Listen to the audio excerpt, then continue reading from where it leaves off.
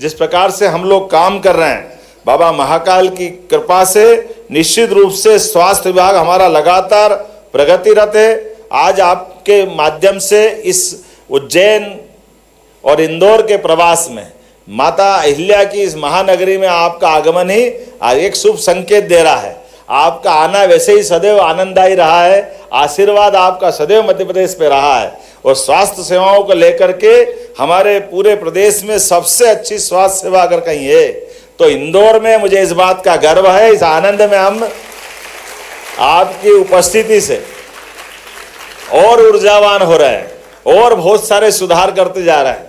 काल के प्रवाह में अगर हम सरकारों के बलबूते पे बात कहें तो कहाँ 2004-05 तक हमारे प्रदेश में केवल 5 मेडिकल कॉलेज थे, लेकिन आपके नेतृत्व के भरोसे से हमारे पास यद्यपि परिवर्तन का युग चालू हुआ, आज 30 मेडिकल कॉलेज हमारे मध्य प्रदेश की सरकार के माध्यम से प्राइवेट और सरकारी संचालित हो रहे हैं, जिसमें 3 का आशीर्वाद तो अभी आपके माध्यम से नीमच, मंदसौर, सिवनी, ये आपका ही आशीर्वाद है। और कई सारे कॉलेज, कई सारे हमारे पैरामेडिकल, नर्सिंग ऐसे महाविद्यालयों का शुभारंभ भी हुआ है और अभी 8 हमारे निर्माणाधीन है, पाइपलाइन में है, 12 हमने पीपीपी मॉडल पे लगाए हैं। अर्थात 2 साल के अंदर 50 मेडिकल कॉलेज हमारे मध्य प्रदेश के अंदर बनकर के तैयार हो जाएंगे।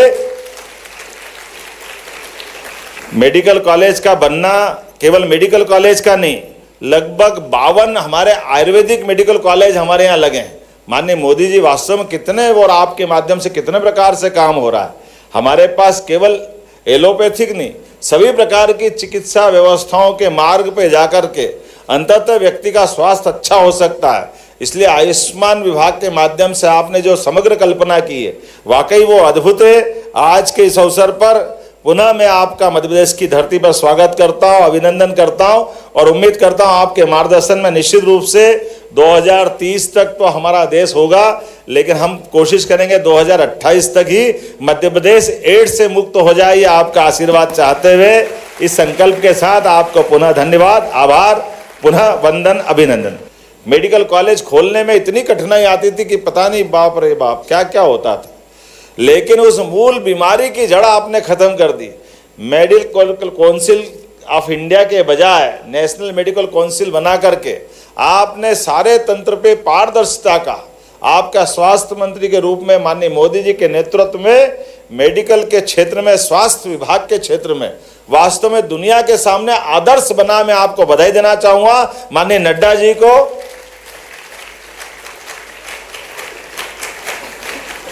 और उसका परिणाम भी कैसा आया भाई साहब, आपके परिणाम आने से हमारे मध्य प्रदेश के अंदर जहां एक तरफ हमारे अपने कॉलेजों की संख्या बहुत सीमित थी मध्य प्रदेश में, और मध्य प्रदेश छोड़ो 2014 के बाद पूरे देश के अंदर अगर मेडिकल कॉलेज के संख्या डबल हुई है तो उसका सबसे बड़ा योगदान आपके माध्यम से आता, माननीय मोदी जी के माध्यम से आता है।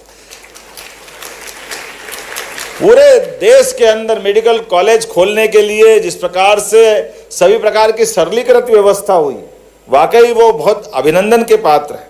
और इसी नाते से आज के इस अवसर पर जब हम बात कर रहे हैं, अपने मध्य प्रदेश के अंदर प्रदेश भर में 12 अगस्त 2024 से 12 अक्टूबर 2024 तक एड्स नियंत्रण का हमने जागरूकता अभियान चलाया।